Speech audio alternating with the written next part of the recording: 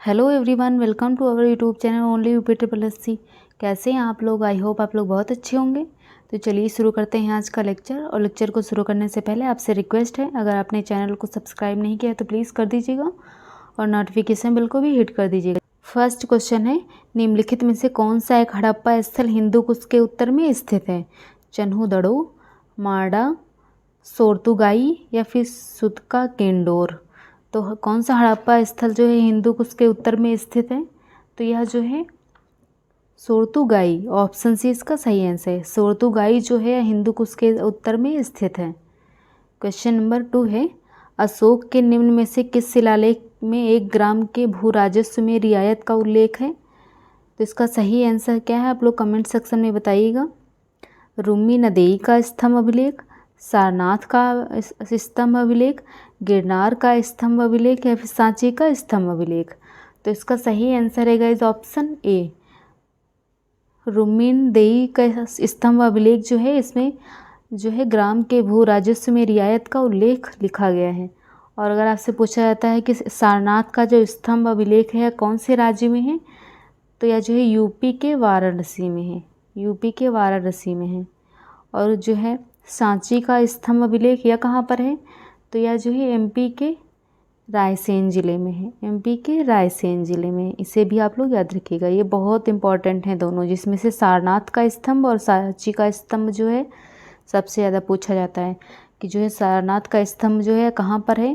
तो यह जो है यूपी के वाराणसी ज़िले में है और सांची का स्तंभ जो है एमपी के रायसेन ज़िले में है। और एक और पूछा जाता है कि कौशाम्बी जो है यह जो है शिलालेख कहाँ पर है? कौशाम्बी, तो यह जो है इलाहाबाद के निकट है। इलाहाबाद जिसे प्रयागराज कहा जाता है, तो यह प्रयागराज के निकट है। क्वेश्चन नंबर 3 है, सीरी नामक नगर की स्थापना किसने की थी?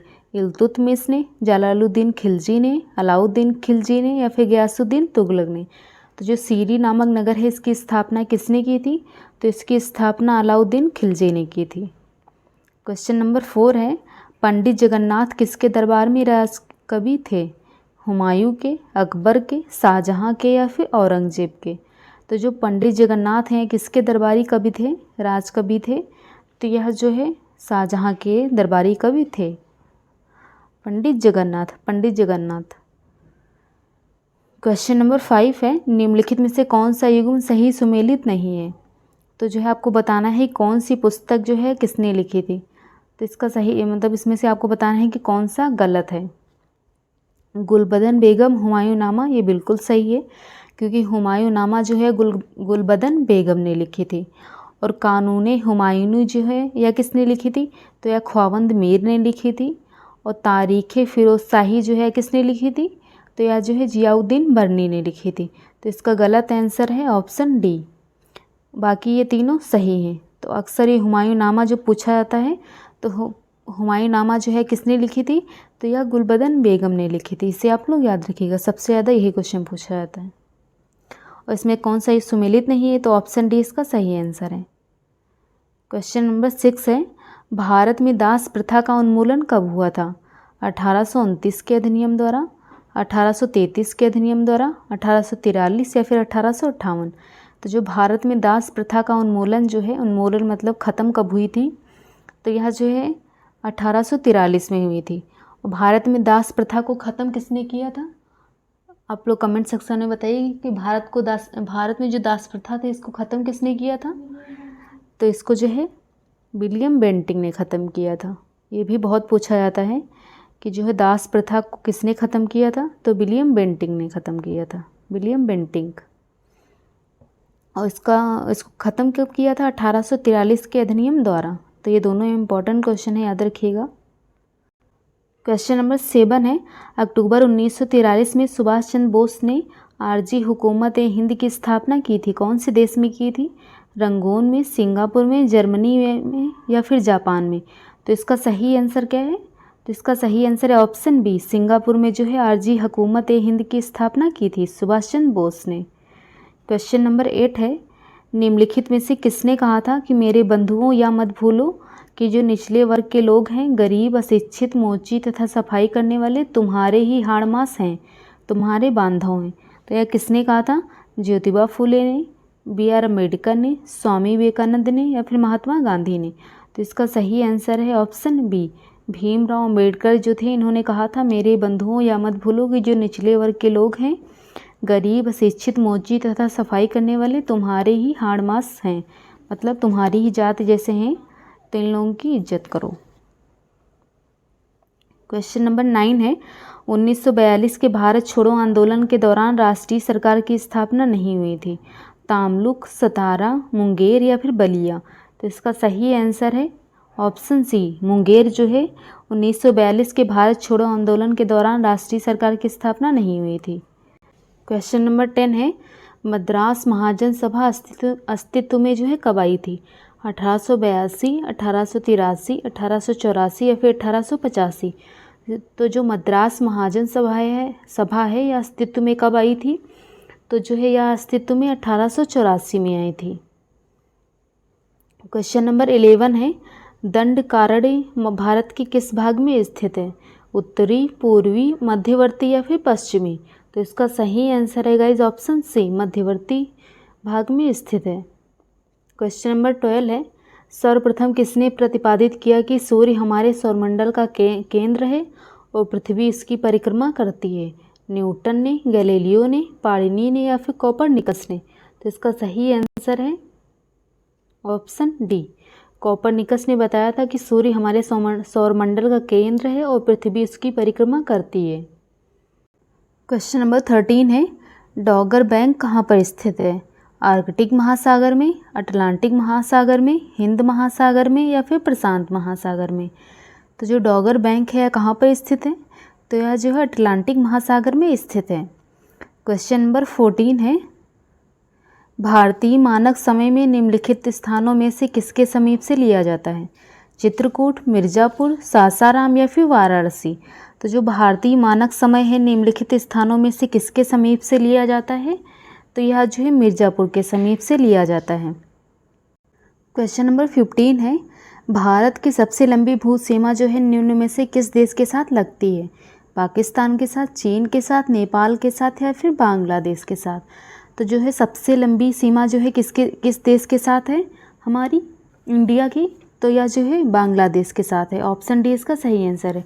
और कितने किलोमीटर लंबी जो है बांग्लादेश के साथ हमारी सीमा है? तो यह जो है 4096 किलोमीटर। और उसके बाद किसके साथ लगती है? सेकंड नंबर पे चाइना है और थर्ड नंबर पे पाकिस्तान है, फोर्थ नंबर पे नेपाल है। तो जो चाइना है या इससे जो है कितनी लंबी रेखा जो है हमारी लगती है? तो यह जो है 3488 किलोमीटर। और पाकिस्तान के साथ कितनी लंबी लगती है? तो इसके साथ जो है 3323। और नेपाल के साथ 1751, मतलब 1751 किलोमीटर लगती है। और सबसे छोटी जो हमारी भू सीमा है किसके साथ लगती है? तो यह जो है अफ़गानिस्तान के साथ लगती है। इससे कितनी लगती है? तो इससे 106 किलोमीटर लगती है। तो ये आप लोग याद रखिएगा, अक्सर पूछ लिया जाता है कि भारत की जो सबसे छोटी भू सीमा है या किसके साथ लगती है? तो यह अफ़गानिस्तान के साथ लगती है 106 किलोमीटर। और सबसे ज़्यादा लंबी सीमा किसके साथ लगती है? या बांग्लादेश के साथ लगती है 4096 किलोमीटर। उसके बाद चीन से लगती है, तो चीन से कितनी लगती है? 3488 किलोमीटर। पाकिस्तान से कितनी लगती है? तो पाकिस्तान से 3323 किलोमीटर। और नेपाल से 1751 किलोमीटर। तो ये सारे आप लोग पॉइंट्स नोट डाउन कर लीजिएगा। क्वेश्चन नंबर 16 है, राज्य लोक सेवा आयोग के अध्यक्ष एवं सदस्यों की नियुक्ति कितने वर्ष के लिए की जाती है? तो इसका सही आंसर है गाइस ऑप्शन बी, 6 वर्ष के लिए। राज्य लोक सेवा आयोग के अध्यक्ष एवं सदस्यों की जो नियुक्ति है यह 6 वर्ष के लिए की जाती है। क्वेश्चन नंबर 17 है, सही सुमेलित कीजिए। सूची 1 में जो है अनुसूचियाँ दी गई हैं और सूची 2 में जो है विषय दिए गए हैं। तो आपको बताना है कि कौन सी सूची जो है इसका विषय क्या है। तो जो चौथी अनुसूची है इसका विषय क्या है? तो इसका विषय है राज्यसभा। और षष्टम भी जो है इसका विषय क्या है? तो इसका विषय है जनजाति। अष्टम मतलब 8वीं जो है इसका विषय क्या है? तो इसका विषय है भाषा। और जो नवम है इसका विषय क्या है? तो इसका विषय है भूमि सुधार। तो इसका सही आंसर क्या है? 3, 4, 2, 1। ऑप्शन सी इसका सही आंसर है। ये अनुसूचियाँ बहुत इंपॉर्टेंट होती हैं। जो मूल संविधान था उसमें कितनी अनुसूचियाँ थी, तो उसमें जो है 8 अनुसूचियाँ थी। और अभी प्रेजेंट टाइम में कितनी अनुसूचियाँ हैं, अभी जो है 12 अनुसूचियाँ हैं। और 8वीं अनुसूची कौन सी है, भाषा है। चौथी राज्यसभा है। षष्ठम जो है जनजाति है। और नवीं अनुसूची जो है इससे भूमि सुधार से संबंधित है। क्वेश्चन नंबर 18 है, संपत्ति के अधिकार की अब क्या स्थिति है। कानूनी अधिकार है, मौलिक अधिकार है, संवैधानिक अधिकार है या फिर मानवाधिकार है। तो जो संपत्ति का अधिकार है यह कौन सा अधिकार है, तो यह जो है पहले जो है मौलिक अधिकार था, अभी कौन सा अधिकार है, तो अभी जो है कानूनी अधिकार है। क्वेश्चन नंबर 19 है, वित्तीय आयोग के बारे में निम्न में से क्या सत्य है। संवैधानिक निकाय, गैर संवैधानिक निकाय, कानूनी व्यवस्था है या फिर इनमें से कोई नहीं। तो जो वित्तीय आयोग है इसके बारे में क्या सत्य है, तो यह जो है एक संवैधानिक निकाय है। क्वेश्चन नंबर 20 है, अनुच्छेद 21 द्वारा कौन सा अधिकार प्रदान किया गया है। व्यक्तिगत स्वतंत्रता और जीवन की सुरक्षा, वाक्य एवं अभिव्यक्ति की स्वतंत्रता, संपत्ति अर्जित करने की स्वतंत्रता या फिर इनमें से कोई नहीं।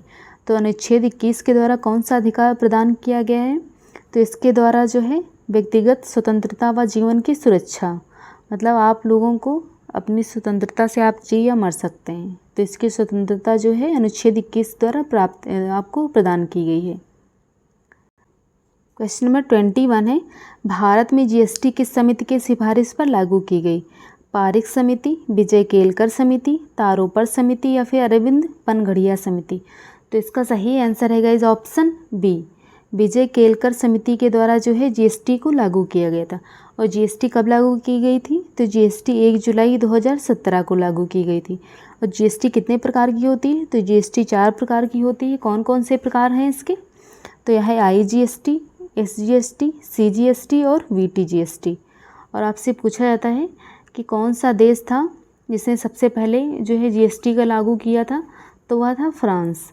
और आपसे पूछा जाता है कि हमारा देश जो भारत जो है या कौन से नंबर का देश था जिसने जो है जीएसटी लागू की थी, तो यह 161वां देश था। और आपसे पूछा जाता है कि कौन से संविधान संशोधन के द्वारा जो है जीएसटी को लागू किया गया था, तो 101 संविधान संशोधन के द्वारा जो है जीएसटी को लागू किया गया था। तो सबसे ज़्यादा पूछे जाने वाले ये क्वेश्चन है। और इसका पूछा जाता है कि जो पहला अध्यक्ष था जीएसटी का वह कौन था, तो वह जो है अरुण जेटली थे।